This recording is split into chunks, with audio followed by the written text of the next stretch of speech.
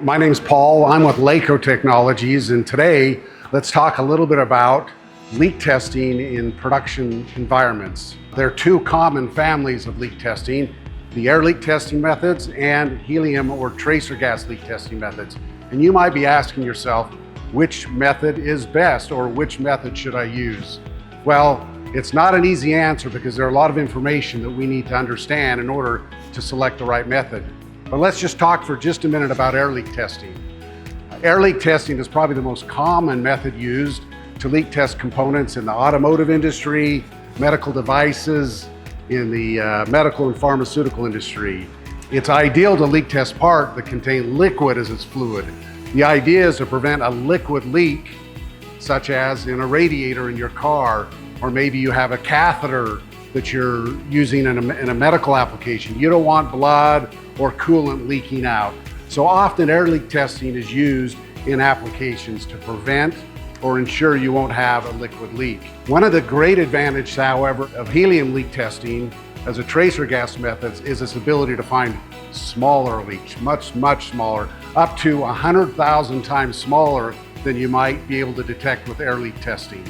So tracer gas leak testing using helium is a great choice when you need to find smaller leaks. It's also a great choice in applications where the part you're testing is large, or where you have to test your part at high pressures, or where your part might have some flexibility in it. All of those will create challenges in the air leak testing applications. We have one of our leak testers here, and we're going to demonstrate the effect of volume change and how it can impact your leak test results. We have a single-use bag here that's connected. It's a flexible part. We'll go ahead and initiate the test and show you what happens to the pressure signal when just simple changes, very small changes in volume are made. So we'll start the test here. We're now filling the part to about 3 psi. You can see it inflate here.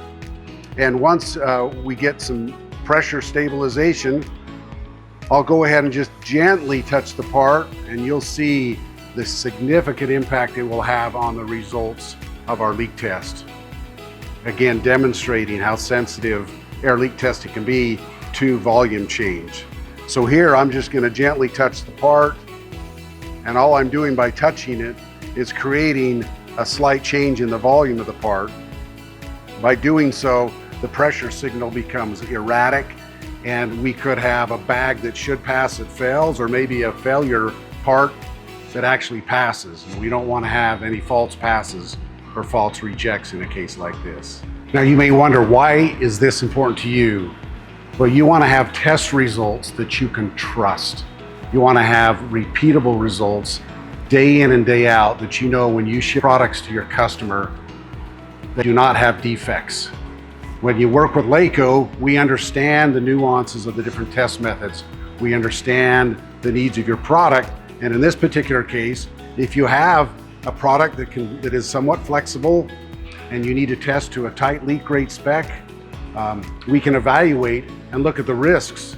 And in many cases, air leak testing may not be the application or the method that you might choose.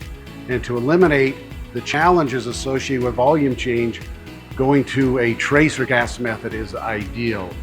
Now, you wouldn't think of this, but in some cases, when you're testing a flexible part like this, and you're in a small pressurized clean room, somebody can open and close the door to the room, the pressure changes, the volume changes on your part just slightly, and your test results become corrupted. So the impact of your volume, your test volume changing during the test, is only one of the factors that can impact an air leak testing method. There are other factors, and one of the most common one is temperature change. And the temperature of your part can change during test due to a number of factors.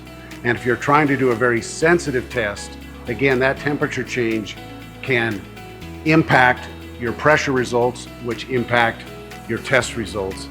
And in the end, you may end up getting results that you just cannot trust. So temperature is another important one. And one reason temperature can be really important, especially in applications where you have to test at higher pressures. You're probably familiar with what's called adiabatic heating. That happens when you pressurize a part The higher the pressure, the more heat that's impacted to the part.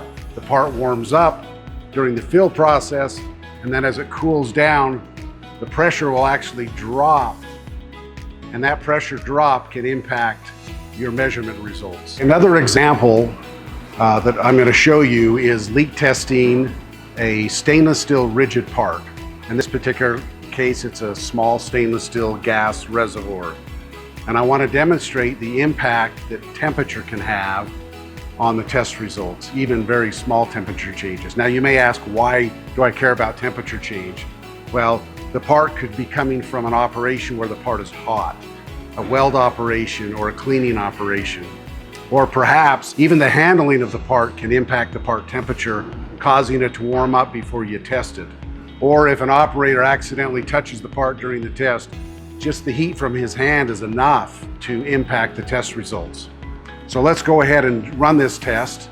So here we have this test part, gas reservoir. We're going to fill it to about 5 psi and we'll run a test. I'll just touch my hand on the part and you can see by warming the part up with my hand, the pressure is actually going to go up, while at the same time the gas is leaking out. The pressure is supposed to be going down, and you can see we can mask a leak by actually having a part warm up.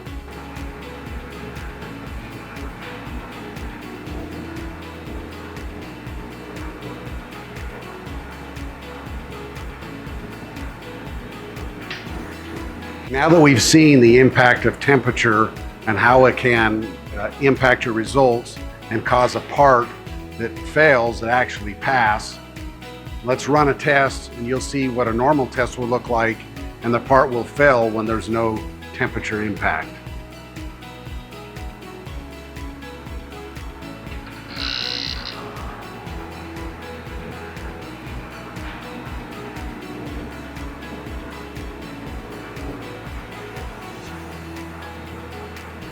I've just demonstrated two important factors that can impact the results of your pressure decay or air leak testing.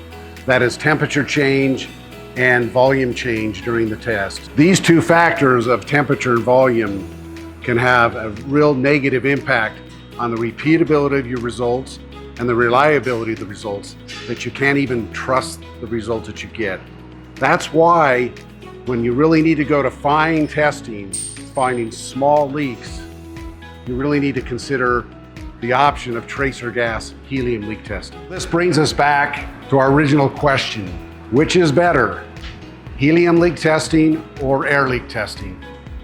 And the answer is still, it depends, because it does depend. Air leak testing is great if you're just worried about liquid leaks, you're not so concerned about super high-speed testing, and your parts are small. But when you have challenges such as large test parts, you have to leak test at high pressures, your test parts are flexible, or you need to get really high speed testing at the same time finding very small leaks, helium tracer gas leak testing is really your method of choice.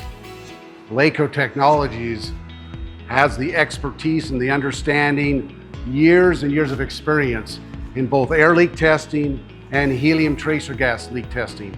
We can consult with you, we can understand your application, do testing, make recommendation of which method is going to give you the most reliable results in your production line leak testing, so that you can sleep at night and have the peace of mind that you know you're shipping good parts to your customers. So in summary, when it comes to larger test parts, testing at higher pressure, needing to detect smaller leaks, having test parts that might be flexible, or concerns about temperature changes, you really need to go to tracer gas helium leak testing methods to get the most reliable test results. Join us next time when we're going to take a close look of how helium leak testing can really help you in your production leak testing process.